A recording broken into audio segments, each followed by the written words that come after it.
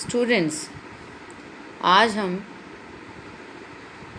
Dicot stem में, stem कहें या डाइकॉट स्टेम कहें, क्योंकि डाइकॉट स्टेम में ही सेकेंडरी ग्रोथ मुख्यतः पाई जाती है, तो हम स्टेम भी कहेंगे। तो स्टेम में सामान्य द्वितीयक वृद्धि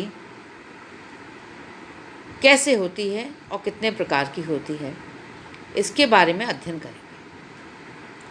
तो पहली बात तो ये समझें हम कि द्वितीयक वृद्धि होती क्या है। आपको मैंने पिछली क्लास में पढ़ाया था कि जो वेस्कुलर बंडल्स होते हैं, संवहन जो ऊतक पाया जाता है, जाइलम फ्लोएम, तो वेस्कुलर बंडल्स डाइकॉट स्टेम के अंदर कंजॉइंट होते हैं, मतलब जाइलम फ्लोएम एक ही रेडियस पे पाए जाते हैं और दोनों के बीच में एक पट्टी होती है जिसे हम एधा या कैम्बियम कहते हैं, जिसका नेचर मेरिस्मेटिक रहता है, यानी वो परमानेंट टिश्यू में नहीं बदलती है। वो मेरिस्मेटिक टिश्यू है जो बना है प्रोकैम्बियम से और वो परमानेंट टिश्यू में नहीं बदला है, तो वो विभजित किए मेरिस्मेटिक रहता है, यानी परमानेंट टिश्यू में नहीं बदलना, जाइलम बनाएगा ना फ्लोएम बनाएगा, वो मेरिस्मेटिक रहेगा। जब पौधे की चौड़ाई में वृद्धि होती है या सेकेंडरी ग्रोथ होनी होती है, उस समय वो एधा जो पट्टी है, जो कैम्बियम पट्टी है, वो सक्रिय हो जाती है और वो टिश्यू काटती है।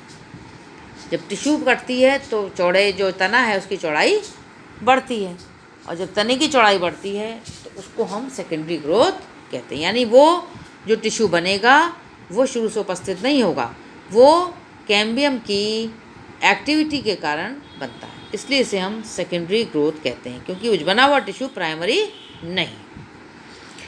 अब डाइकॉट स्टेम के अंदर मुख्यतः 3 प्रकार की secondary growth, normal secondary growth पाई जाती है।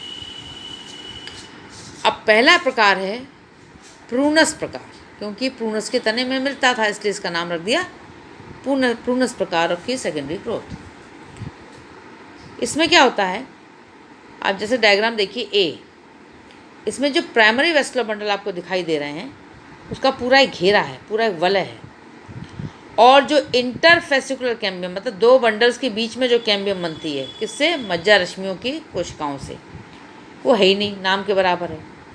ठीक है, तो इस तरह से वेस्कुलर बंडल का पूरा घेरा है, ए डायग्राम में देखिए, और ये पूरे घेरे की जो हर वेस्कुलर बंडल के अंदर की जो कैम्बियम, उसको हम एधा कैम्बियम भी कहते हैं, ये इंट्राफेसिकुलर भी कहते हैं, वो एक्टिव होती है सेकेंडरी ग्रोथ के समय, और एक्टिव होके, चूँकि मेरिस्मेटिक है तो एक्टिव होगी, और एक्टिव होके बाहर की तरफ जाइलम और अंदर की तरफ फ्लोएम बनाएगी। तो बाहर की तरफ जाइलम फ्लोएम का पूरा घेरा होगा और अंदर की तरफ पूरा घेरा होगा जाइलम का, जिसको हम क्रमशः सेकेंडरी जाइलम और सेकेंडरी फ्लोएम कहते हैं। आप डायग्राम सी में देख सकते हैं इस चीज़ को, एक घेरा है पूरा अंदर की तरफ सेकेंडरी जाइलम का, और बाहर की तरफ एक घेरा है जो सेकेंडरी फ्लोएम का है। प्राइमरी फ्लोएम ऊपर की तरफ धकेल दिया गया है, सेकेंडरी फ्लोएम के ऊपर देखिए फ्लोएम बाहर की तरफ धकेल दिया गया है, और प्राइमरी जाइलम अंदर की तरफ धकेल दिया गया है। तो इस तरह से ये जो नॉर्मल सेकेंडरी ग्रोथ है ये प्रूनस प्रकार के स्टेम में पाई जाती है, इसलिए इसका नाम रख दिया प्रूनस प्रकार की नॉर्मल सेकेंडरी ग्रोथ। दूसरा है सनफ्लावर टाइप की सेकेंडरी ग्रोथ, क्योंकि सनफ्लावर के स्टेम में देखी गई, और ऐसा नहीं कि सनफ्लावर में मिलेगी, इस तरह ग्रोथ बहुत से स्टेम में मिलेगी, लेकिन चूँकि सनफ्लावर टाइप की जिसमें मिलेगी उसे हम कहेंगे सनफ्लावर टाइप। तो सनफ्लावर एक टाइप रख दिया उसका नाम। तो सनफ्लावर टाइप की जो नॉर्मल सेकेंडरी ग्रोथ होती है द्विबीजपत्री स्तंभ में, उसमें क्या होता है, इसमें प्राथमिक संवहनपूल अलग अलग और दूर दूर होते हैं, जैसा कि डायग्राम आप ए में देख रहे हैं। ये प्राइमरी वेस्कुलर बंडल है और हर वेस्कुलर बंडल के बीच में कैम्बियम है, जिसको हम कहते हैं फेसिकुलर कैम्बियम या इंट्राफेसिकुलर कैम्बियम, एक ही बात है। फेसिकुलर कैम्बियम और या इंट्राफेसिकुलर कैम्बियम एक ही बात है, जिसका ओरिजिन पहले ही हो चुका है, लेकिन वो या तो जाइलम बनाता वो या फ्लोएम बनाता, लेकिन वो ना जाइलम बनी ना फ्लोएम, बीच में पट्टी रहेगी मेरिस्मेटिक टिश्यू की, इसको हम फेसिकुलर कैम्बियम भी कहते हैं। और इंट्रा मतलब अंदर, इंट्राफेसिकुलर कैम्बियम के जो जाइलम और फ्लोएम के अंदर बीच में पाई जाती है। तो इसमें क्या है, प्राथमिक संवहनपूल ए डायग्राम में देखो आप, दूर दूर है अलग अलग,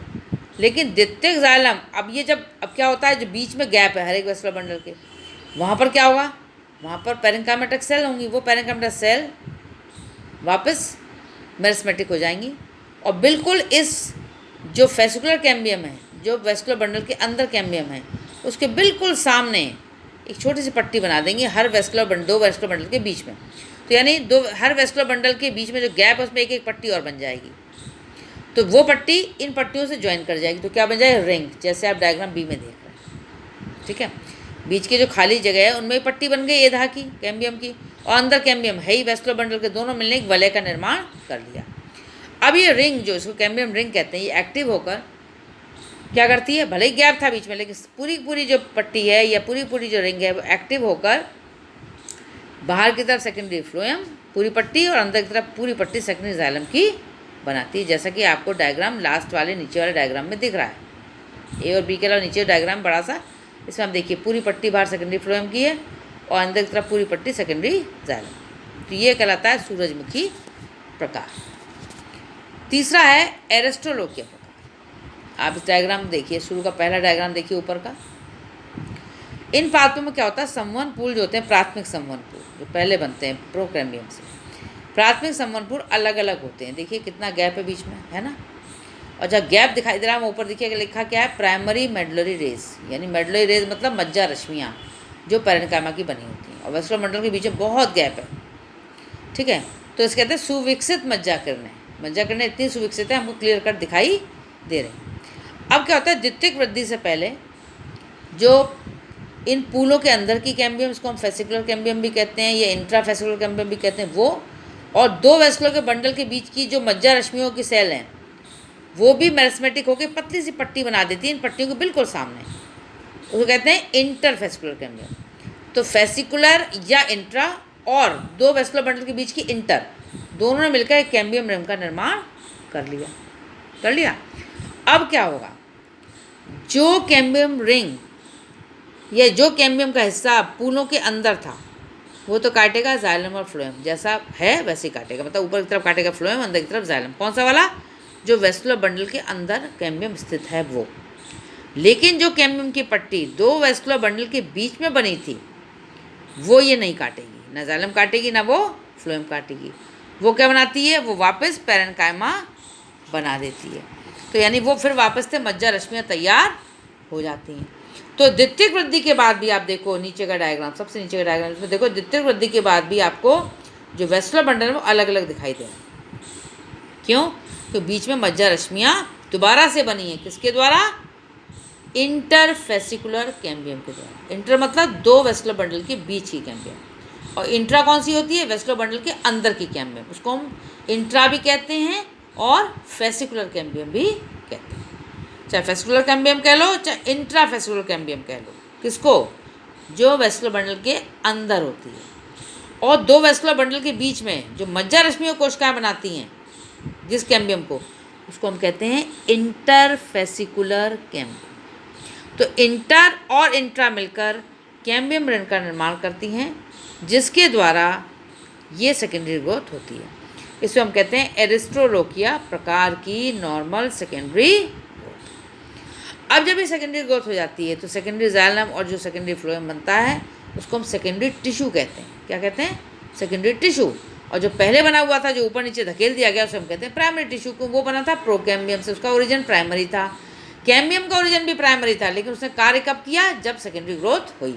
तो प्राइमरी कैम्बियम ओरिजिन तो प्राइमरी होता है लेकिन काम करती है वो सेकेंडरी ग्रोथ के समय। तो उससे बना हुआ टिश्यू जो होता है उसको हम सेकेंडरी टिश्यू कहते